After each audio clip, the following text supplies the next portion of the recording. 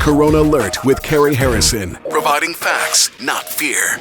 Cary Harrison with you, and as we provide facts, not fear, and help you navigate the shoals of COVID-19 and all the different permutations and the new realities that we all seem to be suffering, I want to bring to you a special physician with a wide spectrum of skills whose expertise on this will be invaluable to you.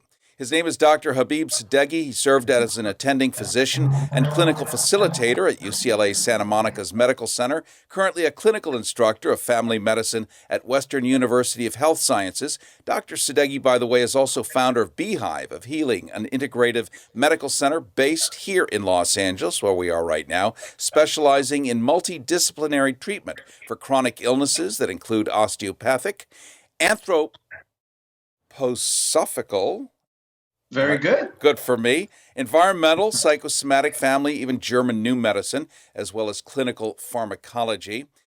Also a regular contributor to Goop, CNN, BBC News, The Huffington Post, and the publisher of the Health and Wellbeing Journal, Magazine. I want to welcome you so much, Dr. Sadeghi. Thank you. Thank you for the invitation. Thank you. Glad to have you on board. I wish it were just a joyous frolic with no particular topic, but right now we're all living pandemic whoopee. Pandemic meaning across all. This is in effect one human family. No longer is it them and us, but all points of the world are affected. Your day today in the ER must have been as busy as it could be. Absolutely. I think I can't speak for all the medical doctors, but you're absolutely right. When we look at even just the word pandemic, from pandemos, pan, all, and dem, people, all people. And I think you nailed it. This is really from a perspective of all of us being one human family. And every single physician goes through what perhaps my day typically is, which is you wake up, if you can get enough sleep, if the pager doesn't go off, and you have an emergency or a particular question, if a patient is not crashing, if a patient is not having chest pain or panic attack because they feel like I can't smell, I can't taste, it must be, COVID-19, am I going to die? And it's 2:00 in the morning and you just, lay down to get some rest.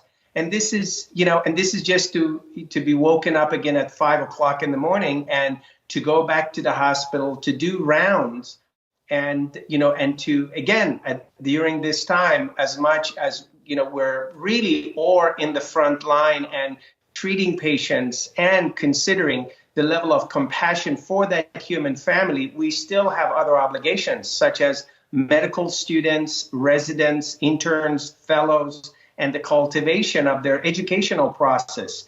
That is our responsibility. I mean, if you look at Colombia, if you look at Western University of Health Sciences, most allopathic and osteopathic schools, they're in a process of facilitating the graduation so that we need more doctors. We really need more soldiers on the ground to be able and to handle what's the tsunami that's developing and it's coming our way. Yeah, and it would not be overblown for me to say we ain't seen nothing yet. And you guys are already, you get your 1.5 hours of sleep a night, on a cot in the back seat. Ooh, I coughed. What is that? So I would be running into you going, and you go, well, you live in LA, the air sucks. But I'm going to forget that because I coughed.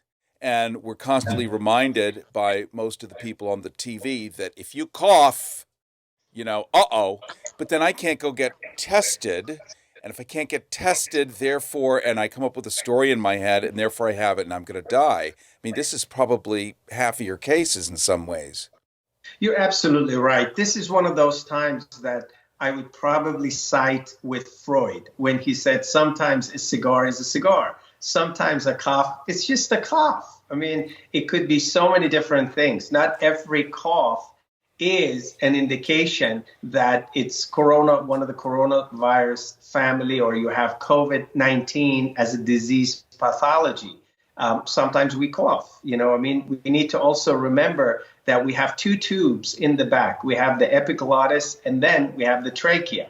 The epiglottis is where we swallow our saliva, and sometimes, the saliva gets back up into the trachea, and we cough as a reflex mechanism to clear the trachea, the windpipe, so that we can move forward in our days. So not every cough is really a significance of being worried about it. And one of the things that I appreciate and I love about the line of energy that you're holding and the conversation that you're starting is that you really are paying attention that, look, let's just strip down and get the information and then connect our heart and our brain and think through it with our heart from a place of being grounded and being contained instead of continuously worrying about it and being anxious and having panic attack.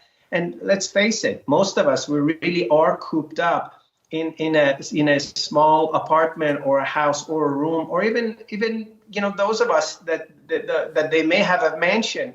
Sooner or later, really all you need is a small room to be able and to really reflect. Now, if one person in that space, if they're continuously or worried and anxious and fearful, and they go into this place of awfulization, well, we know that through what they do is they hold an energy, and the Wi-Fi or morphogenic resonance through the pheromones that they produce, it affects the rest of the family. This is the time that I would like to encourage all of our viewers and listeners to really consider our children. And they look up to us. They might not seem like it, but believe it or not, there is certain level of hypervigilance that is present for them.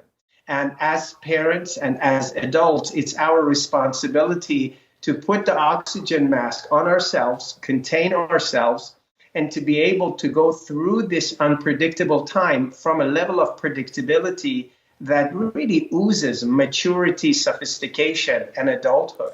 Yeah, I love the mask analogy, and a lot of people don't understand, well, why would I love my child. Why would I put the mask on first? Because, Mildred, if you die and keel over with 135 pounds on a baby, the baby dies, you're already dead. So you have to help self in order to help others. And we forget that. So these are rudimentary and important lessons. Dr. Sadeghi, let's answer just a couple of questions from viewers and listeners who, are freaked out. We're getting multiple mixed messages a day. And this is not a political statement. If you're listening to the COVID task force, suddenly wear a bandana. And then you're getting other people saying, but why? But you can breathe on someone. But on the other hand, if you're 6 feet away, do this, don't do that. So nobody kind of actually knows. But you've got a regimen of just common sense things that everybody can do and practice self-care to the best of their ability. We have a guy here, I have asthma. Is there anything I can do or should do? Yes, excellent question. I think one of the things that we have to pay attention to is asthma or any of the categories of airway reactive diseases. Obviously, the relationship between the mind and the body becomes important.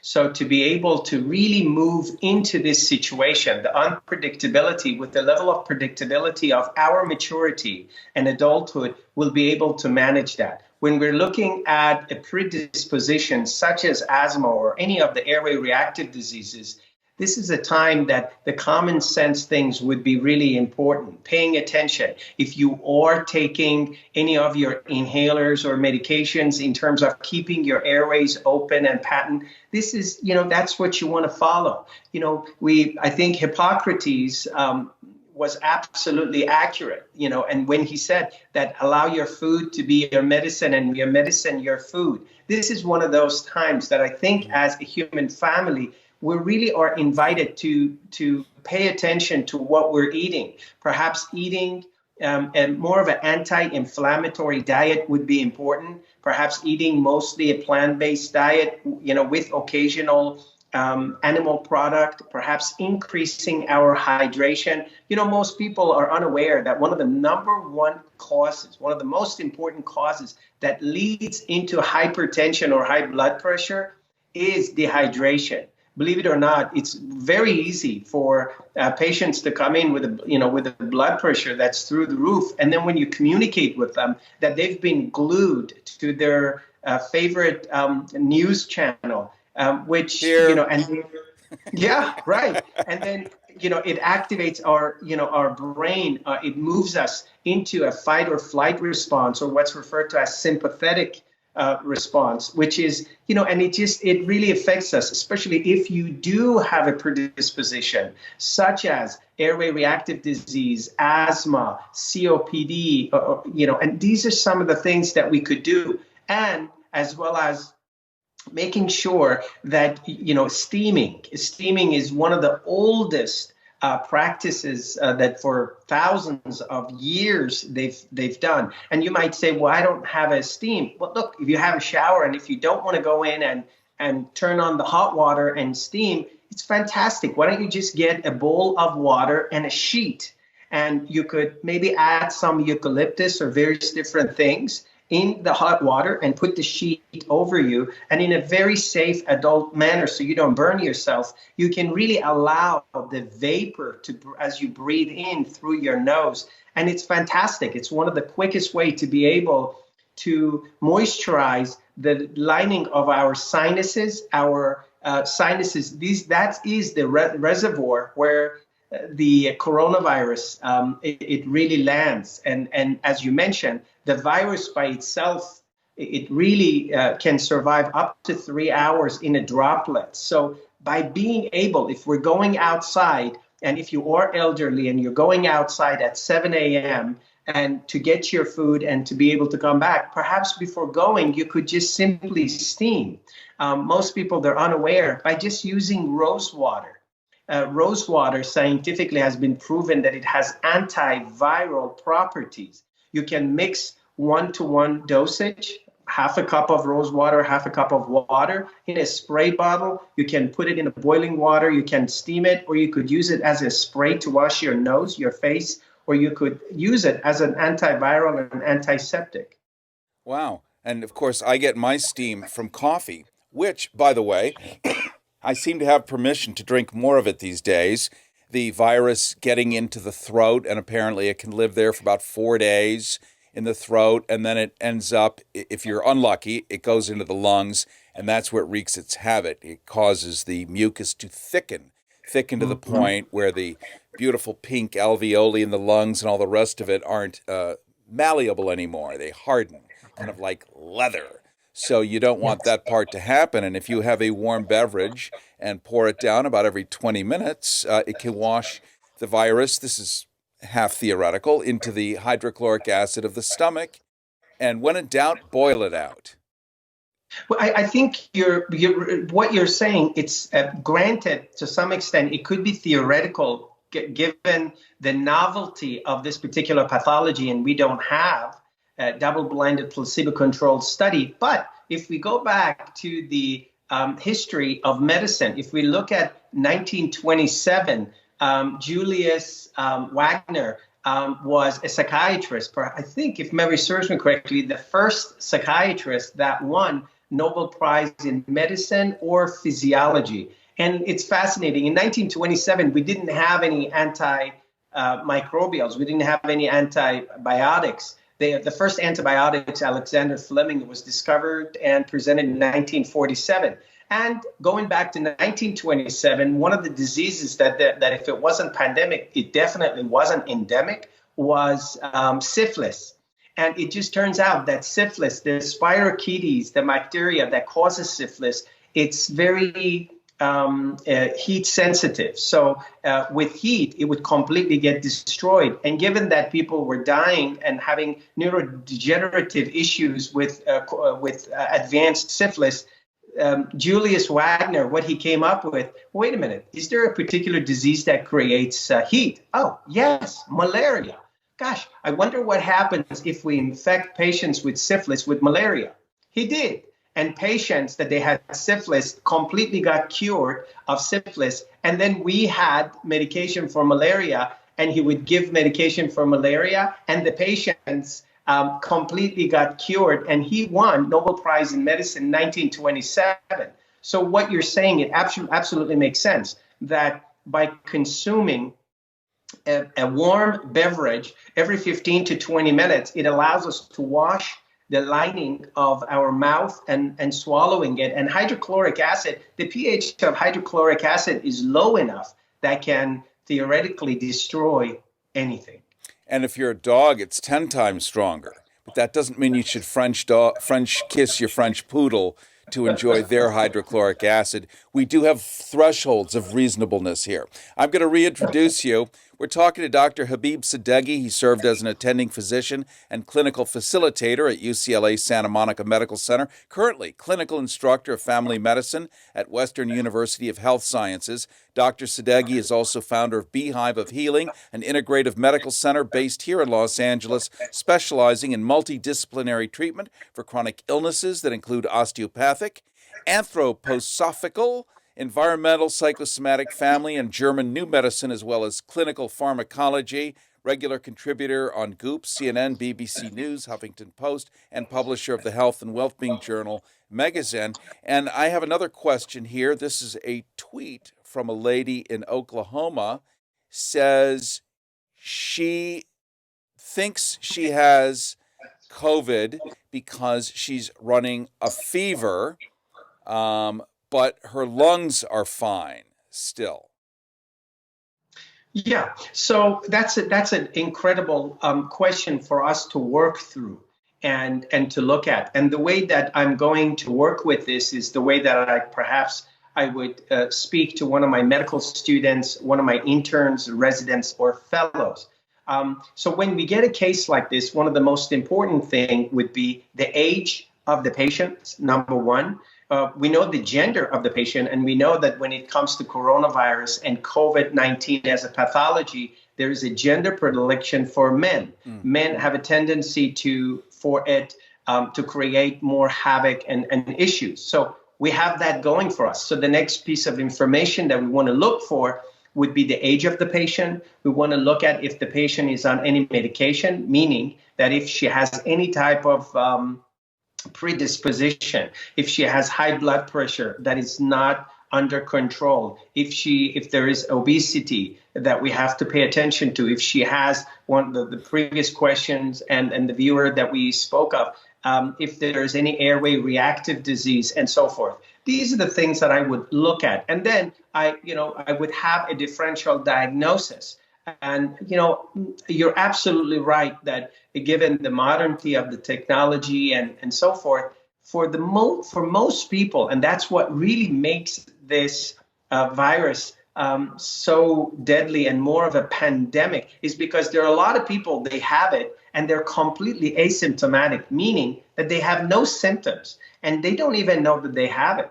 And they could be sitting in front of you, they could be shopping, and they could be, speaking to you. And through the aerosol, they're just spraying it and so forth. But if this person, given what we've talked about, and for her to communicate with her primary care physician, her family doctors, and so forth, that can guide them. And this could be done over phone or telemedicine as well, to be able to really dig deep and get more information and to support her. But for now, some of the things that we've talked about, most people, we know that what worked in Wuhan, China, we know that to some extent vitamin C was effective. And when I say that, even if you don't believe in taking supplements or vitamins and so forth, you could, again, going back to what Hippocrates, the father of medicine, said, is that allow your food to be your medicine and allow your medicine to be your food. Well, and Linus Pauling is no one to giggle at.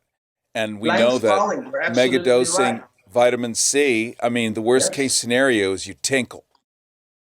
And you're flooded with this miracle of vitamin C.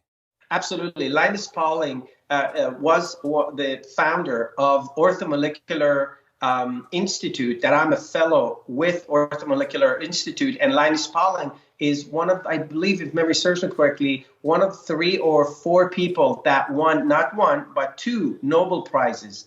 And yes, he did believe in mega doses of vitamin C. And the beauty, if you could just speak briefly about vitamin C, you're absolutely right. If you overdose on vitamin C, the most that can happen is you could get hyperosmotic diarrhea. In other words, you get a diarrhea and so forth. The safe dosage would be you can go up to 2,000 to 3,000. Most people, they cannot tolerate anything beyond 4,000 without getting diarrhea. But you could also get vitamin C from many other places. I mean, you could get it in lemon, oranges, kiwis, turnips. I mean, believe it or not, there are various different recipes. And even on my Instagram at Dr. Habib Sadeghi, we've left recipes for just a turnip soup that people can make and so forth, that they're very, very effective. Vitamin C has been shown to boost up immunity. And this is really what I want to get across, that even the founder of the germ theory, Louis Pasteur, on his deathbed, he's known to say, it's the terrain, it's not the bacteria. In other words, it's really the way that we relate to viruses. And if we boost up our immunity, including NK cells or natural killer cells, by what we eat, hydrations, and the foods that we pay attention, by really breathing through this process, having some type of a spiritual practice and being meditative about it, this is how we can really set ourselves up to be able to have a robust immunity and relate to it for success. Cary Harrison with you. This is Corona Alert, and we're doing a long-form interview here. And the purpose of this is not sort of the same punditry basketball, but it's to actually spend a little time with a doctor and understand let's say, the ecosystem of the virus and where we are relative to it and each other, and how our mind, body, and spirit literally do matter. This is not just a medical problem like you're a car with a broken muffler or a bad, it's a wonderful automotive. Anyway, I'll think of it probably 10 minutes from now.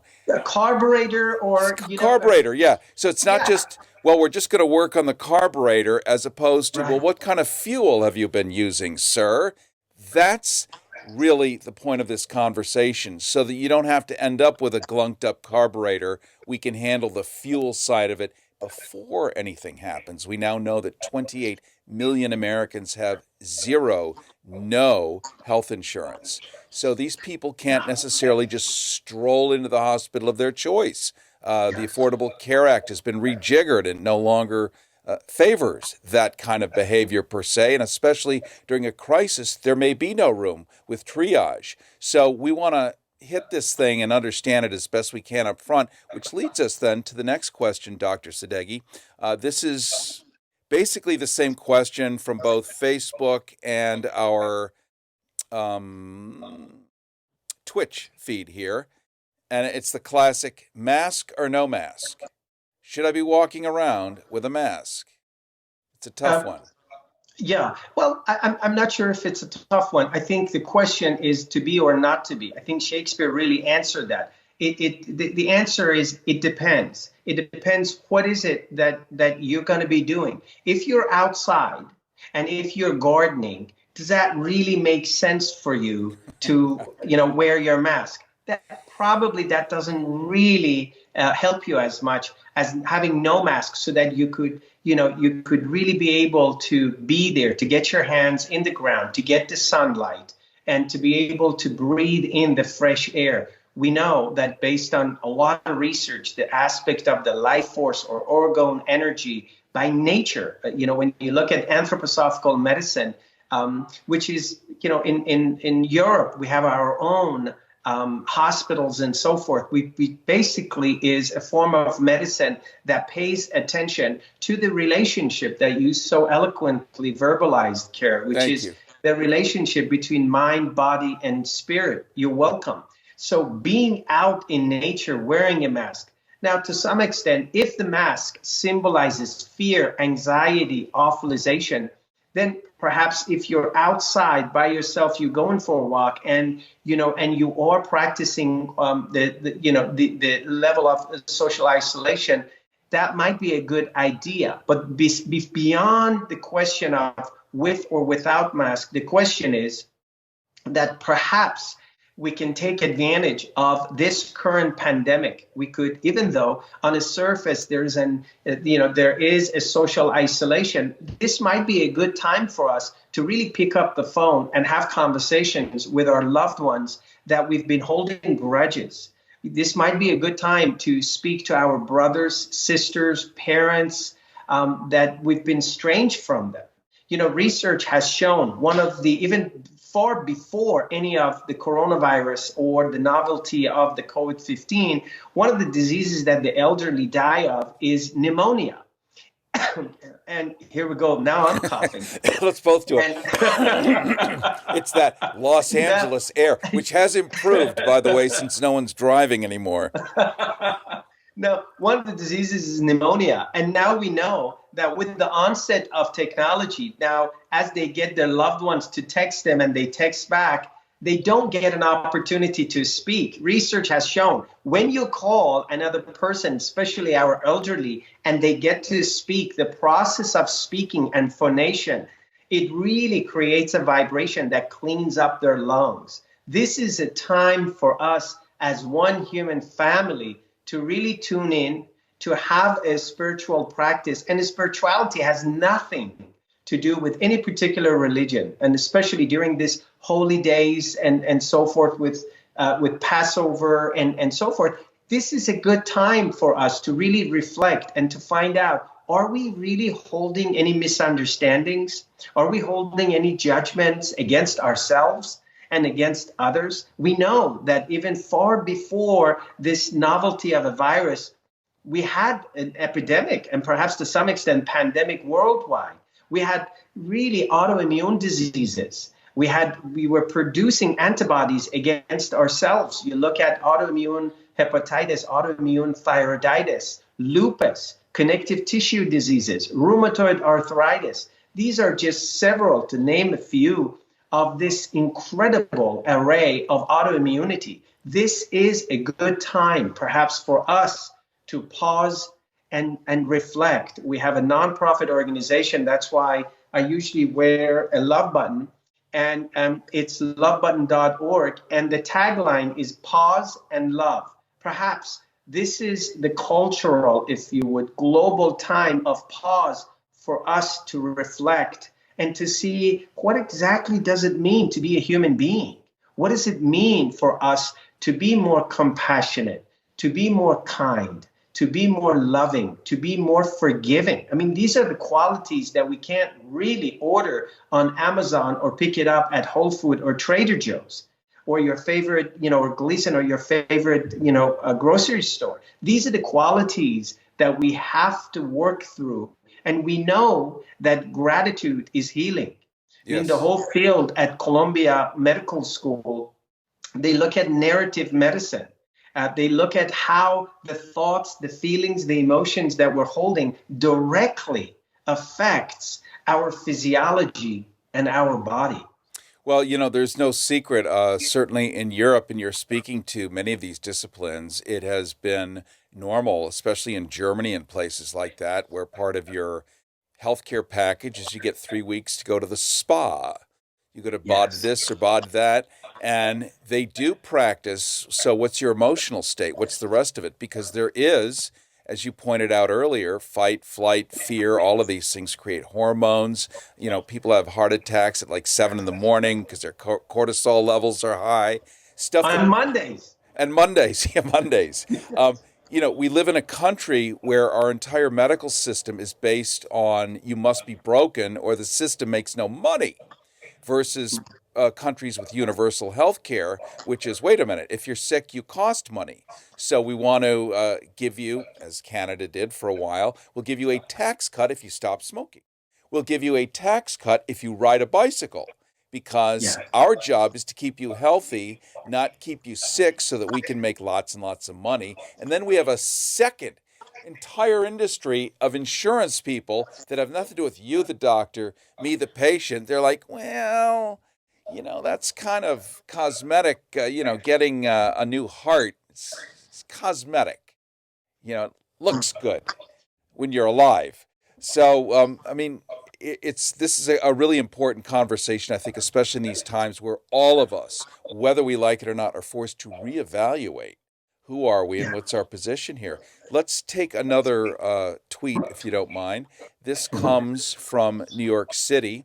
I'm in the middle of the worst thing imaginable. I'm a fan of The Walking Dead, and I feel I'm now living in that scenario.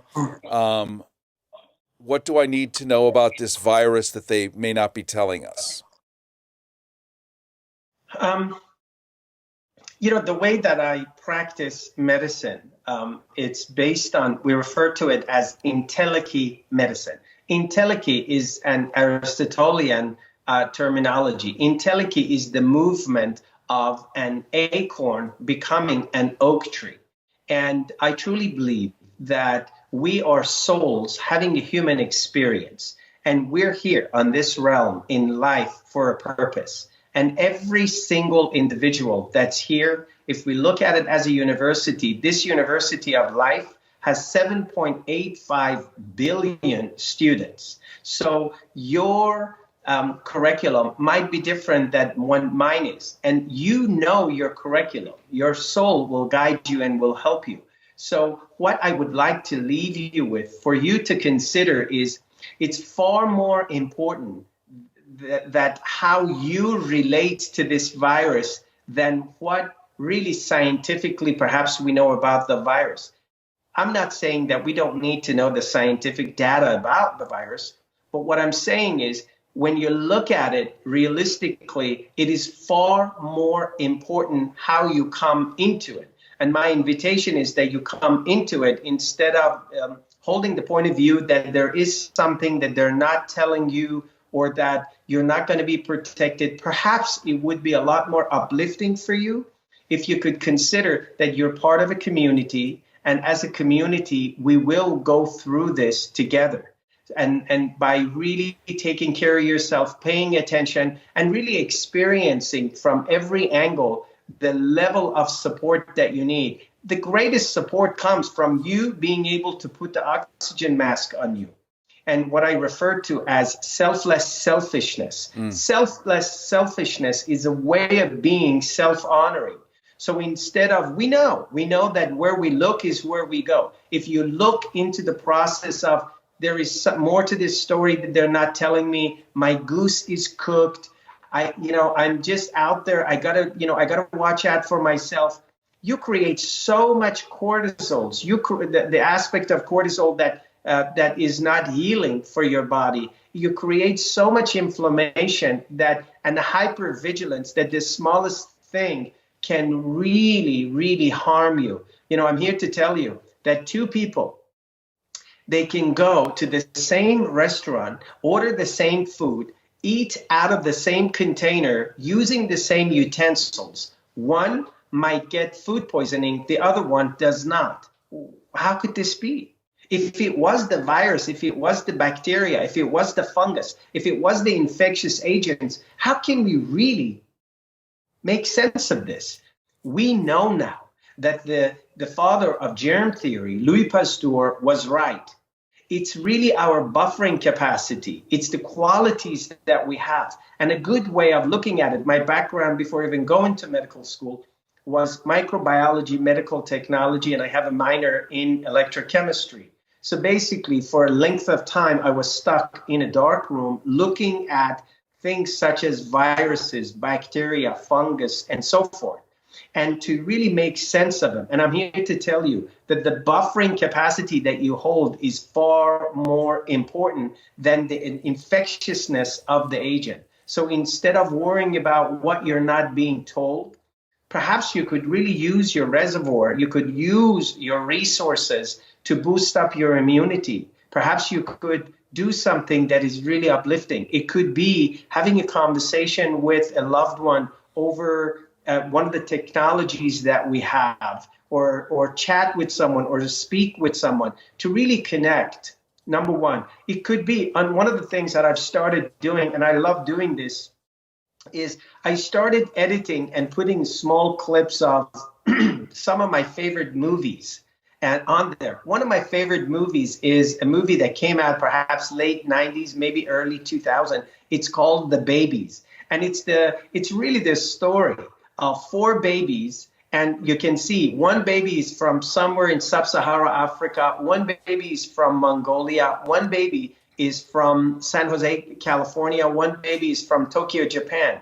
And you can see that the Tokyo, Japan or San Jose, California, even during pre-birth and during the birth, everything is sterile and everyone is wearing a mask and so forth.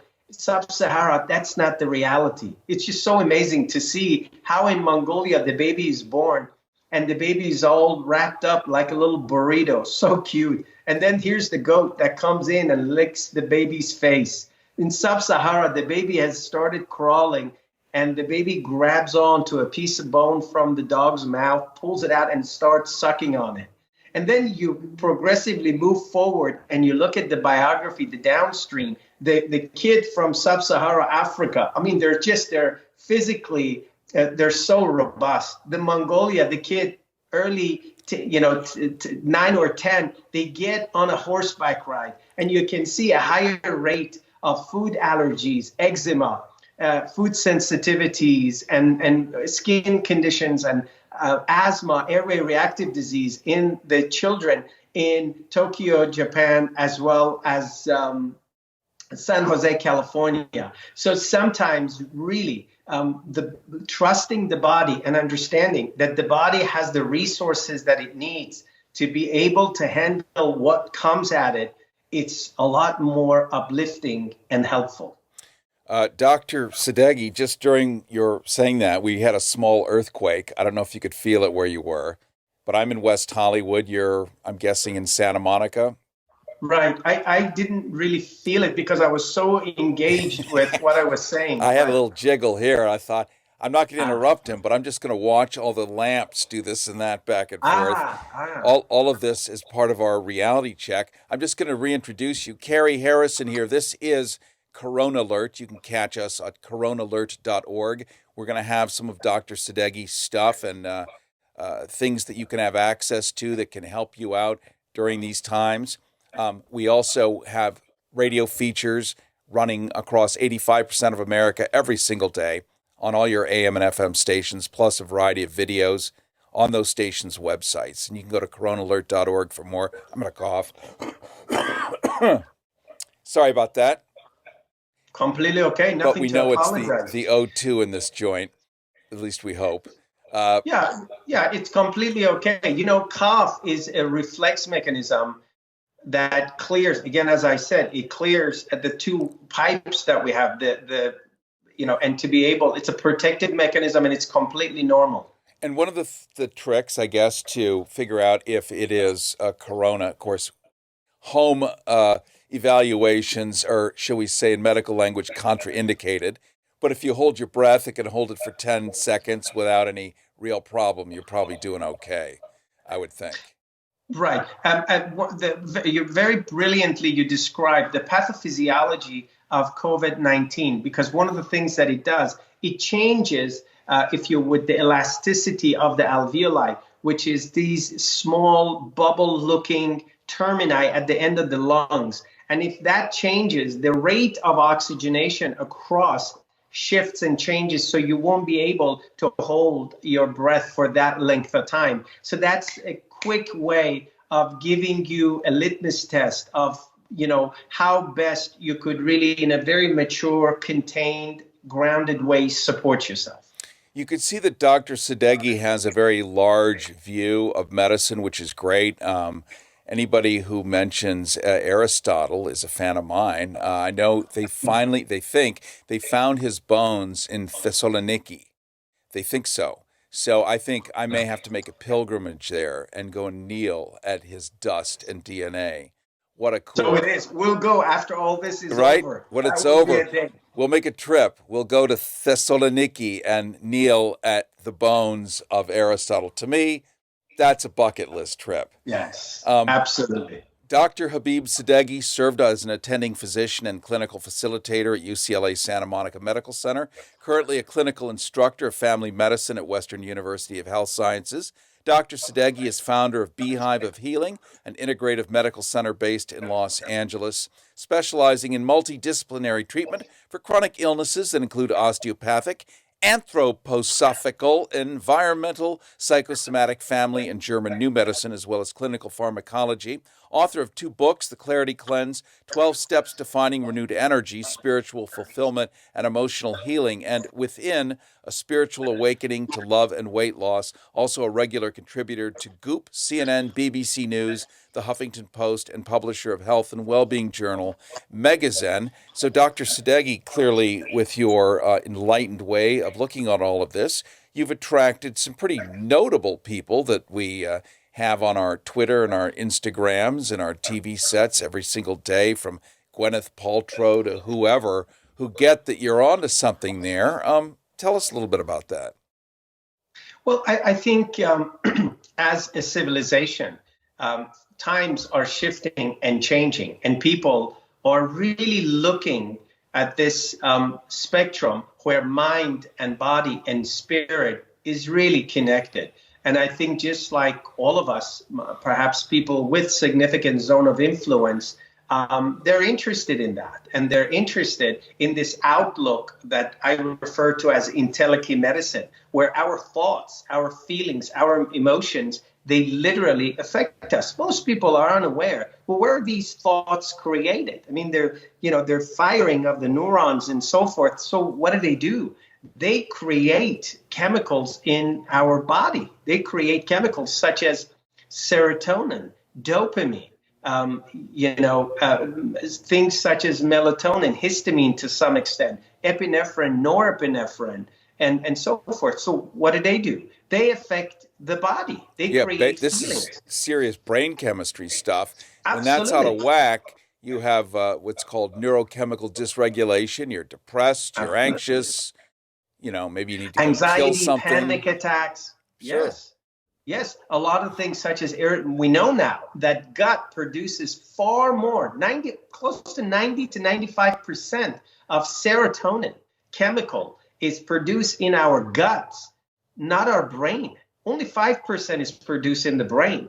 And this is now we see the relationship between irritable bowel syndrome and digestive issues to our thoughts, our feelings and emotions. So if these chemicals creating feelings, and then these feelings, they upregulate our hormonal system, everything from pregnenolone, everything from progesterone, cortisol, different forms of estrogen, testosterone, DHEA gets affected, and then they will create a particular emotion.